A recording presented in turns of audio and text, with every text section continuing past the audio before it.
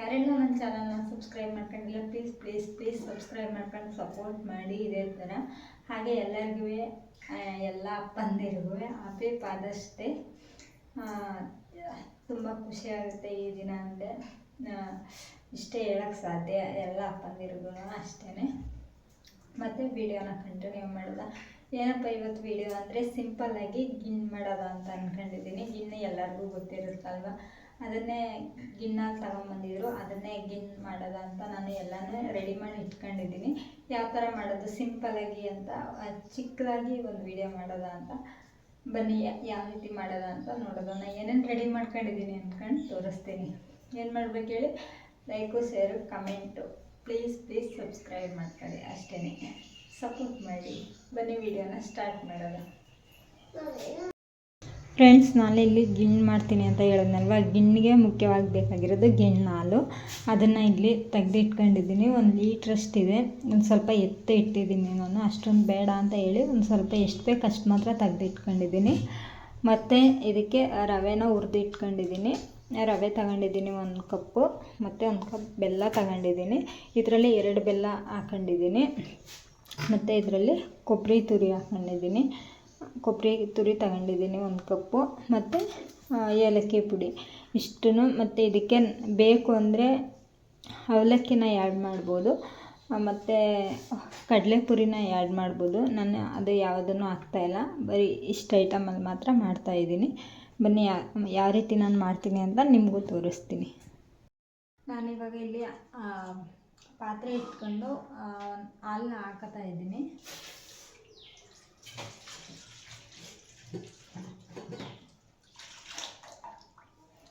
ಏನು 1 ಲೀಟ್ರ್ ಹಾಲು ತಗೊಂಡಿದ್ದೆ ಅಲ್ವಾ, ಗಿಣ್ಣು ಹಾಲು, ಅದನ್ನು ಕಾಯೋದಕ್ಕೆ ಹಾಕ್ತಾಯಿದ್ದೀನಿ. ಅದಾದಮೇಲೆ ಮತ್ತು ಬೆಲ್ಲನ ಆ್ಯಡ್ ಮಾಡ್ಕೊತಾ ಇದ್ದೀನಿ.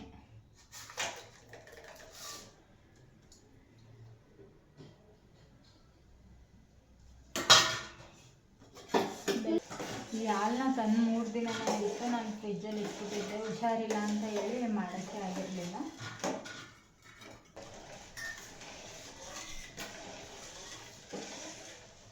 ಫ್ರೆಂಡ್ಸ್, ಈ ಗಿಣ್ಣಾಲನ್ನ ತಗೊಬಂದು ಒಂದು 3-4 ದಿನವೇ ಆಗಿದೆ. ನನಗೆ ಹುಷಾರಿರಲಿಲ್ಲ ಅಂತ ನಾನು ಮಾಡೋಕ್ಕೆ ಹೋಗಿರಲಿಲ್ಲ. ಇವಾಗ ಹುಷಾರಾಗಿದ್ದೀನಿ.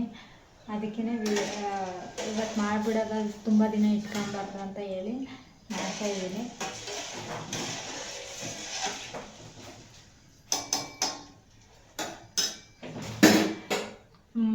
ಈ ಗಿಣ್ಣು ಹಾಲು ಮಾಡೋದಕ್ಕಿಂತ ಫಸ್ಟ್ ದಿನ ಗಿಣ್ಣು ಹಾಲನ್ನ ತೆಗಿತಾರಲ್ಲ, ಅದರಲ್ಲಿ ಪೀಸ್ ಗಿಣ್ಣು ಅಂತ ಮಾಡ್ತಾರೆ. ಅದು ಸಖತ್ತಾಗಿರುತ್ತೆ. ಅದು ಮಾತ್ರ ಅದನ್ನ ಬಾಣಲೆಯಲ್ಲಿ ನೀರು ಹಾಕಿ ಇಟ್ಟು ನೀರು ರವೆಲಿ ಬೇಯಿಸೋದು ತುಂಬಾ ಚೆನ್ನಾಗಿರುತ್ತೆ. ಅದು ಫಸ್ಟ್ ದಿನದ ಗಿಣ್ಣಲ್ಲೇ ಅದನ್ನು ಪೀಸ್ ಗಿಣ್ಣು ಮಾಡೋಕ್ಕಾಗೋದು. ಈ ಹಾಲಲ್ಲೆಲ್ಲ ಮಾಡೋಕ್ಕಾಗೋದಿಲ್ಲ. 2 ದಿನ 3 ದಿನದ ಗಿಣ್ಣಾಗಿರುತ್ತೆ. ಅದಕ್ಕೋಸ್ಕರ ಇವಾಗ ಬೆಲ್ಲ ಎಲ್ಲ ಕರಗಿ ಅದಕ್ಕೆ ನನ್ನ ಹತ್ರ ಒಂದೇ ಟ್ರೈಪಾಡ್ ಇರೋದ್ರಿಂದ ಈ ಥರ ವೀಡಿಯೋನ ಮಾಡ್ಕೊತಾ ಇದ್ದೀನಿ ನಾನು.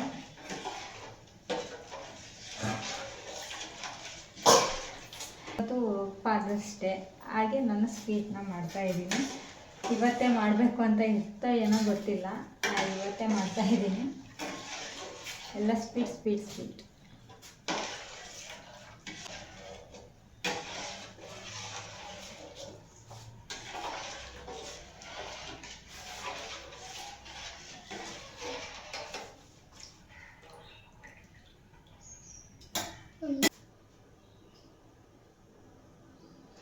ಫ್ರೆಂಡ್ಸ್, ಇದಕ್ಕೆ ಏಲಕ್ಕಿನ ಹಾಕ್ತಾಯಿದ್ದೀನಿ ನಾನು.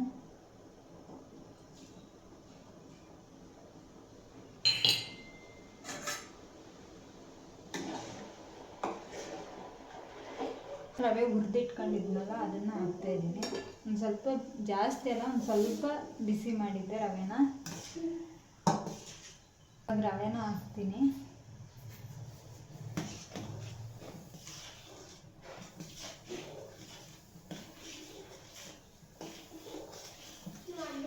ನಿಧಾನಕ್ಕೆ ತಿರ್ಕೋಬೇಕಿಲ್ಲ ಅಂದರೆ ಗಂಟಾಗ್ಬಿಡುತ್ತೆ. ರವೆ ಸಣ್ಣ ರವೆ ಆಗಿರೋದ್ರಿಂದ ಗಂಟಾಗ್ಬಿಡುತ್ತೆ ರವೆ.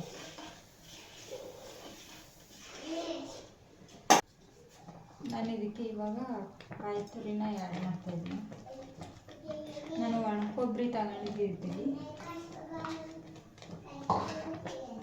ಬೇಕು ಅಂದರೆ ನಾನು ಆವಾಗಲೇ ಹೇಳ್ದಂಗೆ ಇದಕ್ಕೆ ಅವಲಕ್ಕಿ ಮತ್ತು ಕಡಲೆ ಪುರಿನ ಆ್ಯಡ್ ಮಾಡ್ಕೊಬೋದು.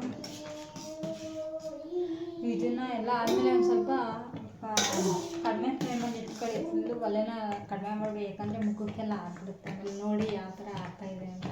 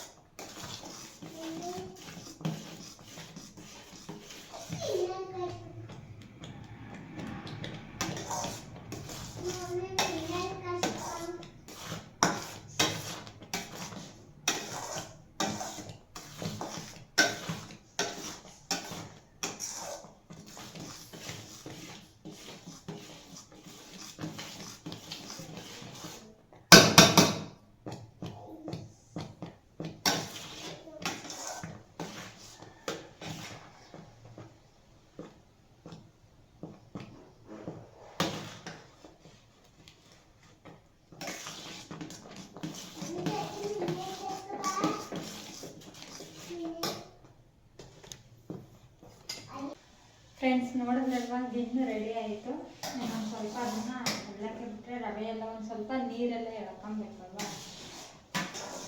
ಫ್ರೆಂಡ್ಸ್, ಗಿಣ್ಣು ಯಾವ ರೀತಿ ಆಗಿದೆ ಅಂತ ಹೇಳಿ ನಿಮಗೆ ಬೌಲ್ಗೆ ಹಾಕಿ ತೋರಿಸ್ತೀನಿ. ವಾವ್, ನೋಡ್ತಾ ಇರ್ಬೋದು, ಸೂಪರಾಗಿ ಬಂದಿದೆ.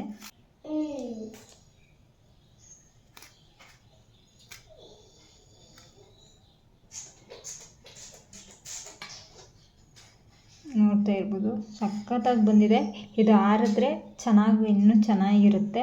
ಆರಿಬಿಟ್ಟು ಆಮೇಲೆ ಹೇಗಿದ್ರು ನಮ್ಮ ಮನೆಯವರೆಲ್ಲ ಬರೋದು ಸಾಯಂಕಾಲಕ್ಕಲ್ವ, ಸರಿ ಹೋಗುತ್ತೆ ಅವ್ರಿಗೆ ತಿನ್ನೋಕ್ಕೆ. ನೋಡ್ತಾ ಇರ್ಬೋದು, ಚೆನ್ನಾಗಿದೆ. ನೋಡೋದ್ರಲ್ವ ಗಿಣ್ಣ ಯಾವ ರೀತಿ ಮಾಡಿದೆ ಅಂತ ಹೇಳಿ. ಈ ವಿಡಿಯೋ ಯಾರಿಗಾದ್ರೂ ಇಷ್ಟ ಆಗಿದ್ದರೆ, ಎಲ್ಲರಿಗೂ ಇಷ್ಟ ಆಗಿರುತ್ತೆ ಅಂತ ಅಂದ್ಕೊಂಡಿರ್ತೀನಿ. ಇಷ್ಟ ಆಗಿದ್ದರೆ ಪ್ಲೀಸ್ ಸಪೋರ್ಟ್ ಮಾಡಿ, ಸಬ್ಸ್ಕ್ರೈಬ್ ಮಾಡ್ಕೊಂಡು ವಿಡಿಯೋ ನೋಡಿ. ಹಾಗೆ ನಿಮ್ಮ ಫ್ರೆಂಡ್ಸು, ಫ್ಯಾಮಿಲಿ ಮೆಂಬರ್ಸ್ ಯಾರ್ಯಾರು ಇರ್ತಾರೆ ಎಲ್ಲರಿಗೂ ಶೇರ್ ಮಾಡಿ. ನಮಸ್ಕಾರ.